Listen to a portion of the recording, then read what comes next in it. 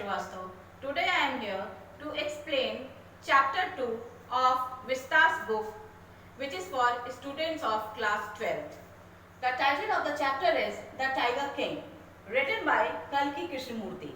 In this video, I will tell you about the author, chapter sketch and characters, detailed summary of the chapter.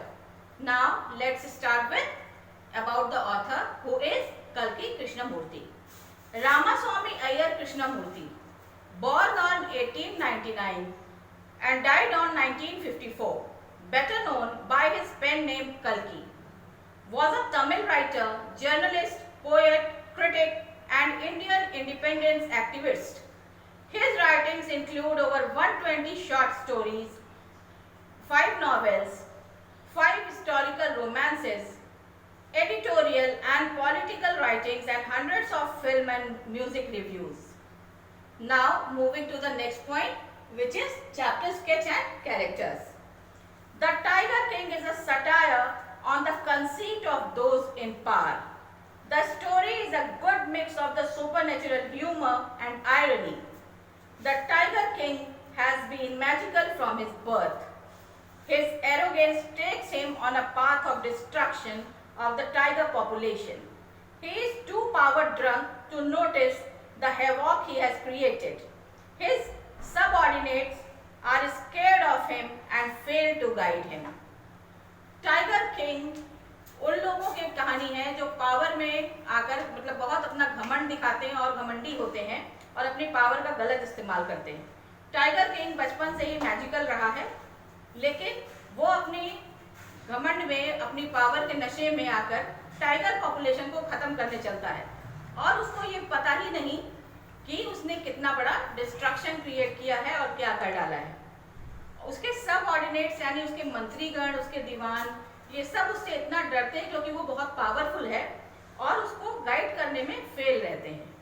और इस पूरी story को, powerful लोगों की इस स्टोरी को बहुत ही ह्यूमरस वे में, कॉमिक अंदाज में आपको दिखाया गया है कि जब ज़्यादा कोई घमंड दिखाता है या अपनी पावर का ज़्यादा गलत इस्तेमाल करता है तो उसका एंड कैसा होता है. Now let's talk about the characters. 3 main characters here. The Maharaja, who is the Tiger King. He is a comical and eccentric character who behaves like an autocrat and kills tigers indiscriminately. The Diwan, the Tiger King's chief minister, is the comedian in the story who resorted to a falsehood to save his job. The chief astrologer. He had deep knowledge in astrology, was logical but a little foolish in predicting people's fate. Now I will tell you the detailed summary of the chapter.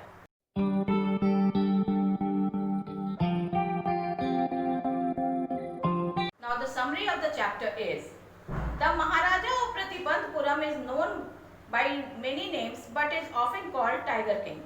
Pratibandapuram के महाराजा को वैसे तो कई नामों से जानते हैं, लेकिन मेनली वो टाइगर किंग के रूप में जाना जाता है. The author says that everybody who reads about the Maharaja is tempted to meet him, but unfortunately cannot, but he is already dead. Actually, author यहाँ कह रहे हैं कि जो भी महाराजा के बारे में पढ़ता है या सुनता है वो एकदम उनसे मिलने के लिए उत्सुक हो जाता है, लेकिन अनफॉर्चुनेटली अब तो ऐसा हो नहीं सकता, because he is already dead, क्योंकि वो तो मर चुका है. However, his myth continues to fascinate people. हालांकि उसकी जो मिथ यानी जो काल्पनिक कथा है वो अभी भी लोगों को अट्रैक्ट करती है कि ताकि उससे मिलें. When he was born, the astrologers foretold that he would grow up to be a warrior of warriors and hero of heroes. जब वो पैदा हुआ था, जब उसने जन्म लिया था, तो एस्ट्रोलॉजर्स जो ज्योतिषी थे उन्होंने पहले ही घोषणा कर दी थी कि ये जब बड़ा होगा तो वॉरियर्स का वॉरियर्स यानी योद्धाओं का योद्धा निकलेगा और हीरो ऑफ हीरोज मतलब नायकों का नायक निकलेगा. But one day he would have to meet his death. लेकिन एक ना एक दिन तो इसकी मौत होगी. At that very moment a miracle took place. उसी समय पर, जिस समय ज्योतिषी ये बात कह रहे थे, एक चमत्कार हुआ. The baby Prince who was only 10 days old began to speak aloud clearly and started questioning the astrologers. राजकुमार, वो बच्चा जो कि सिर्फ 10 दिन का था, वो जोर जोर से बात करने लगा, बिल्कुल क्लियर, और उसने ज्योतिषियों से प्रश्न करना शुरू कर दिया. The prince first said that it was a commonly known truth that anyone who took birth in this world had to die one day and no predictions were needed in this matter. पहले तो राजकुमार ने ये कहा कि ये तो एक बड़ी कॉमन सी बात है और सच्चाई है कि जिसने भी इस दुनिया में जन्म लिया है उसकी डेथ तो होनी ही है, तो इसके लिए कोई प्रेडिक्शन करने की या पूर्वानुमान लगाने की कोई जरूरत नहीं है यहाँ पर. He only wanted to know the manner of his death. वो केवल अपनी मौत का तरीका जानना चाहता था कि किस तरह से मेरी मौत होगी. The chief astrologer told him that because he was born in the hour of the bull, the reason of his death would be a tiger. तो केवल इतना उन्होंने बताया ज्योतिषियों ने कि चूंकि वो आर ऑफ द बुल यानी वृषभ राशि के दौरान पैदा हुआ था और बैल और टाइगर एक दूसरे के एनिमी होते हैं, तो उसकी डेथ टाइगर के थ्रू होगी. The child was not even scared. बच्चा बिल्कुल भी डरा नहीं. In fact he want the tiger to be on their guard and beware of him. बल्कि उन्होंने सारे टाइगर्स को वॉर्न कर दिया कि ये संभल के रहो, अपने आप की सेफ्टी करके रहो और बच के रहो, अपने आप को बचा के रखो और राजा से जागरूक रहो, उनसे सतर्क रहो. The crown prince grew taller and stronger day by day. Crown prince यानी राजकुमार दिनों दिन लंबा चौड़ा मजबूत होता चला गया. His childhood was uneventful as compared to his birth. अब उसके जन्म के समय जो घटना हुई थी वैसा कुछ उसके चाइल्डहुड के दौरान नहीं हुआ. Like other princes in India, the prince drank the milk of an English cow. जैसे कि उस वक्त दूसरे राजकुमार पलते थे और एक उसी तरह से वो भी अंग्रेजी गाय का दूध पीता था. Was looked after by an English nanny. एक इंग्लिश मेड उसकी देखभाल करती थी. Tutored in English by an Englishman. वो एक ब्रिटिश के द्वारा उसको शिक्षा दी जाती थी सिर्फ इंग्लिश में. And saw nothing but English films. और उसने और कुछ नहीं देखा था अंग्रेजी फिल्मों के अलावा. He was crowned the king at the age of 20. 20 वर्ष की उम्र में ही राजकुमार को राजा बना दिया गया. The astrologer's predictions slowly reached his ears. जो ज्योतिषियों की भविष्यवाणियां थी वो उसके कान तक पहुंचने लगी. He went on a tiger hunt and killed his first tiger. फिर वो एक दिन टाइगर के शिकार पर गया और उसने अपना पहला टाइगर मार गिराया. Elated by his fear, he sent for the state astrologer. और एक्साइटेड ये बात सुनकर अपनी मौत की खबर की कैसे होगी जब उसको पता चली थी बड़े होने पर, तो उसने उस स्टेट एस्ट्रोलॉजर को बुला लिया जिन्होंने ये घोषणा की थी कि उसकी मृत्यु एक टाइगर के थ्रू होगी. The astrologer again warned the tiger that the prophecy was right. ज्योतिषी ने दोबारा वार्न किया राजा को कि जो उसने भविष्यवाणी की है वो बिल्कुल सच साबित होगी. He might kill 99 tigers, but the 100th tiger would prove to be fatal for him. Means कि हो सकता है वो 99 टाइगर्स को मार डाले, लेकिन 100वां जो टाइगर होगा वो निश्चय ही उसके लिए अनिष्टकारी सिद्ध होगा. If the king would succeed in killing the 100th tiger, the astrologer promised to cut off his tuft of hair, burn all his astrology books, and become an insurance agent.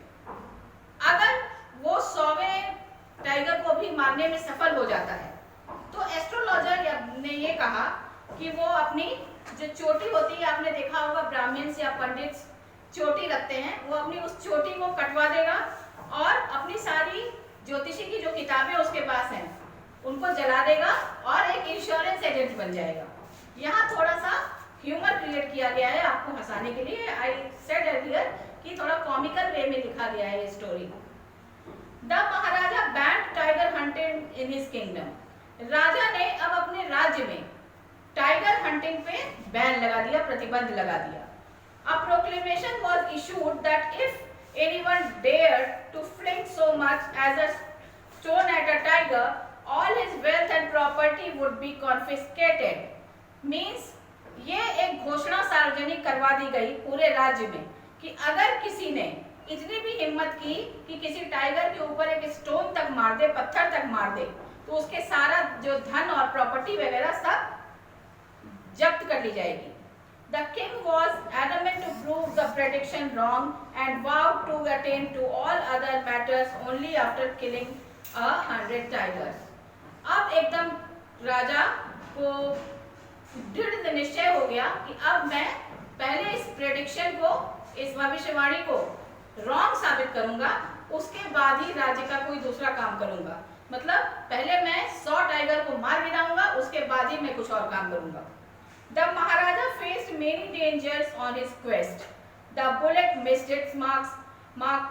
A tiger leapt upon him and he had to fight a beast with his bare hands, etc. Each time it was the Maharaja who won. इस काम को करने के लिए जब वो 100 tiger को मारने चला एक एक करके, तो इसमें उसको बहुत सारे खतरों का भी सामना करना पड़ा। अक्सर ऐसा हुआ कि गोली ने निशाना मिस कर दिया और कोई टाइगर उसके ऊपर कूद पड़ा और राजा को नंगे हाथों से ही उससे लड़ना पड़ा बिना किसी हथियार के। Each time it was the Maharaja who won. हर बार वो राजा ही होता था जो जीत जाता था। A high-ranking British officer visited Pratibandapuram with a wish to hunt tiger. एक बहुत ऊंचा ब्रिटिश ऑफिसर वहां पर आया प्रतिबंधपुरम में और उसने ये इच्छा प्रकट की कि वो टाइगर्स का शिकार करना चाहता है। अब चूंकि सब कुछ चारों तरफ ब्रिटिश अधिकार में हो रहा था, तो राजा अक्सर उनकी बात मानने को और उनकी काम करने को मजबूर हो जाते थे। But here he was very fond of getting his pictures click with his victims. उसको बड़ा शौक था उस ब्रिटिश ऑफिसर को कि जब वो टाइगर को मार गिराए तो उसके साथ, उसके डेड स्किन के साथ, बॉडी के साथ एक पिक्चर क्लिक कराए। द महाराजा वॉज रिजॉल्व, लेकिन महाराजा अपने निश्चय पे बिल्कुल अडिग था, बिकॉज उसने ये घोषणा करा रखी थी ना कि कोई और उसके अलावा टाइगर हंट नहीं करेगा। ही रिफ्यूज परमिशन, उसने परमिशन देने से मना कर दिया। He felt that if he relented, other British officers too would turn up with the same request. उसको ये लगा कि अगर वो अपनी बात से हट गया और इस ब्रिटिश ऑफिसर की बात मान ली, तो बहुत सारे ब्रिटिश ऑफिसर फिर आएंगे और फिर वो भी यही रिक्वेस्ट लेकर आएंगे कि हमें टाइगर हंट करना है और राजा को बात माननी पड़ेगी बाद में। इसलिए पहली बार ही जब ऐसा हुआ तो उसने बिल्कुल रिफ्यूज कर दिया, परमिशन नहीं दी। The Diwan and his wife dragged the old and weak tiger to their car and shoved it into the back seat. दीवान और उसकी वाइफ ने उस ओल्ड और वीक टाइगर, जो कि पीपल्स पार्क मद्रास से लाया गया था और उनके घर में छुपाया था, उसको ड्रैग करके, खींच करके निकाला और कार की पिछली सीट पर डाल दिया। After much resistance from the tiger, the exhausted Diwan was somehow able to leave the tiger in the forest in which the Maharaja had been hunting. बहुत मशक्कत करने के बाद, मेहनत करने के बाद, क्योंकि ओल्ड और वीक था लेकिन था तो टाइगर, उसने काफी रेजिस्टेंस शो किया, काफी विरोध किया दीवान का, लेकिन किसी तरह दीवान उसको खींचकर फिर उसके कार से उस जगह पर ले गया जहां पर राजा हंटिंग के लिए गए हुए थे, जिस एरिया में, और वहां पर उस टाइगर को डाल दिया। The Maharaja was delighted to see the hunted tiger. He took careful aim and shot at the beast. राजा 100वें टाइगर को देखकर बहुत खुश हो गया। उसने एक केयरफुल एम, एक निशाना साधा और बंदूक चला दी। The tiger fell in a crumpled heap. Tiger एक ढेर बनकर वहीं पर गिर गया। The Maharaja was filled with boundless joy at fulfilling his vow. महाराजा की खुशी का कोई ठिकाना नहीं था, क्योंकि उसकी वाव, उसकी शपथ पूरी हो गई थी कि वो 100 टाइगर को मार के ही रहेगा। He ordered the tiger to be brought to the capital in a grand procession. उसने ऑर्डर किया अपने साथ के हंटर्स को और अपने साथ के सैनिकों को जो उनके साथ गए थे हंटिंग के लिए, कि उस टाइगर का, क्योंकि वो 100वां टाइगर था, तो उसका एक ग्रैंड प्रोसेशन, एक जुलूस सा निकालते हुए उसको बिल्कुल जुलूस, बड़े जुलूस के साथ कैपिटल में ले जाया जाए। After the Maharaja left, the hunters went to take a close look at the tiger. जब महाराजा ये ऑर्डर देके चला गया उनको, तो बाकी साथ के जो हंटर थे वो उस टाइगर को देखने के लिए क्लोजली उसके पास गए। They were shocked to see that the tiger was still alive. और वो ये देखकर दंग रह गए, सरप्राइज रह गए कि वो टाइगर अभी भी जिंदा था। The tiger had actually fainted from the shock of the bullet whizzing past him. Actually राजा ने जो निशाना साधा था, जो गोली चलाई थी, वो गोली टाइगर के कान के पास से छूकर निकल गई थी और वो चूंकि इतना ओल्ड और वीक था कि वो डर के मारे गोली की आवाज सुनकर ही वहीं बेहोश हो गया था। They decided not to tell the Maharaja that he had missed his target. अब उन हंटर्स ने आपस में डिसाइड किया, क्योंकि वो राजा का स्वभाव जानते थे कि वो कुछ भी राजा को इसके बारे में नहीं बताएंगे कि उसका निशाना चूक गया था। They feared losing their job, क्योंकि उनको खतरा था, डर था कि उनकी जॉब्स चली जाएंगी। One of the hunters then killed the tiger himself. अब किया क्या जाए? तो क्या किया? उनमें से एक शिकारी ने, एक हंटर ने खुद ही उस टाइगर को मार गिराया। The dead tiger was taken in procession through the town and buried. A tomb was erected over it. मरे हुए टाइगर को एक बड़े से जुलूस के साथ कैपिटल ले जाया गया, जैसा राजा ने ऑर्डर किया था, और फिर उसका बरी कर दिया। बरी करना मतलब उसको कब्र में डाल दिया गया, और वहां पर एक टूम, एक मकबरा बना दिया गया ताकि पता रहे कि 100वां टाइगर था ये। After achieving the feat, the Maharaja turned his attention to his child. अपना कार्य पूरा करने के बाद, 100 टाइगर्स को मार डालने के बाद, राजा का अटेंशन अपने बच्चे की तरफ गया। It was his 3rd birthday and he wished to give him something special. उसके बच्चे का 3rd बर्थडे था और वो कुछ स्पेशल उसको देना चाहता था, gift. He went for shopping but could not find anything worthy enough. वो शॉपिंग करने गया, लेकिन उसको कोई भी कायदे का सामान जैसा वो देना चाहता था अपने बच्चों को, उसको नहीं मिल रहा था। Finally, he spotted a wooden tiger and brought it for his son. Finally, उसने उसको एक वुडन टाइगर, लकड़ी का बना हुआ टाइगर, टॉय टाइगर सा दिखा, और उसने वो अपने बच्चे के लिए खरीद लिया। The wooden tiger was carved by an unskilled carpenter. जो वो टॉय टाइगर, वुडन टाइगर पसंद किया राजा ने, वो किसी अनस्किल्ड कारपेंटर, मतलब बहुत बुरी व्यक्ति ने, किसी अच्छे कारपेंटर ने नहीं बनाया था। Tiny slivers of wood stood up like quills all over it. छोटे छोटे लकड़ी के टुकड़े, जैसे आप फांस भी कहते हैं, मतलब वो चिकना नहीं था, किनारे उसके सही से नहीं बने थे, लकड़ी के टुकड़े फांस से निकली हुई थी पूरे टाइगर की। One of the slivers pierced the Maharaja's right hand while he was playing with his son.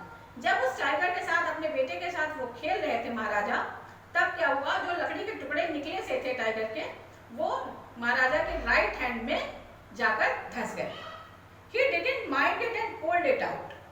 उसने छोटे छोटे, अब तो बहुत करेजियस, बहुत ब्रेव किंग था, तो छोटे से चुप जाने से लकड़ी के उसको कोई खास फर्क नहीं पड़ा, और उसने उसको निकालकर फेंक दिया लकड़ी के टुकड़े। The next day infection spread in his hand. अगले दिन उसके हाथ में इन्फेक्शन हो गया। In 4 days it developed into a festering sore which spread all over his arm. अगले 4 दिनों में वो बिल्कुल पका हुआ फोड़ा, पका हुआ घाव बन गया, और वो पूरे आर्म तक, पूरी बाह तक इसके बढ़ता चला गया। 3 surgeons from Madras operated on him, but were unable to save his life. 3 surgeons बुलाए गए मद्रास से, और उन्होंने ऑपरेशन किया उस घाव का, लेकिन वो उसकी जिंदगी बचाने में कामयाब नहीं हुए। Thus the 100th tiger took his revenge. इस तरह से 100वें टाइगर ने अपना रिवेंज, अपना बदला राजा से ले लिया। इस तरह से राजा की मौत हो गई, और वजह कौन बना? Toy tiger. Now that's all about the chapter, children. Now I will tell you the value highlighted in this chapter. इस चैप्टर से आपको क्या सीखने को मिला? It shows that power for its own sake is meaningless. मतलब अगर power आपके पास है तो अपने मतलब के लिए उसका इस्तेमाल करना ये गलत है। अगर आप राजा हो या कोई डेजिग्नेशन आपके पास है तो दूसरों के लिए, अपनी प्रजा के लिए उस पावर का इस्तेमाल करना चाहिए। Irony of the fate brings an unexpected end of the महाराजा। वो राजा, ऐसा आयरनी या कॉन्ट्रास्ट दिखाया गया है वहाँ पे, ऐसा राजा जिसने 99 टाइगर्स को मार गिराया था, उसकी मौत कैसे हुई? एक टॉय टाइगर के जरिए। ये थोड़ा सा कॉमिकल है, ह्यूमरस भी है, लेकिन यही लाइफ है कि आप जितना आप पावर दिखाते हो और जो लोगों पर उसका जोर डालते हो, आपका अंत ऐसे ही अनएक्सपेक्टेड होता है। And it shows the general attitude of human being towards wild animals. ये हम एक मैनकाइंड का जो जनरल एटीट्यूड है वाइल्ड एनिमल्स के प्रति या एनिमल्स के प्रति, ये भी शो करता है कि अपने आप को बचाने के लिए हम किसी जानवर को एक्सटिंक्शन तक भी ले जा सकते हैं, उसको ख़त्म भी कर सकते हैं। हम इतने सेल्फिश हो जाते हैं अपनी लाइफ के लिए, अपने लिए, और पावर के मद में, घमंड में इतना चूर हो जाते हैं कि इस तरह के डिसीजंस लेते रहते हैं। So that's all. I hope that you have liked it, enjoyed it and understood the whole chapter. Thank you so much.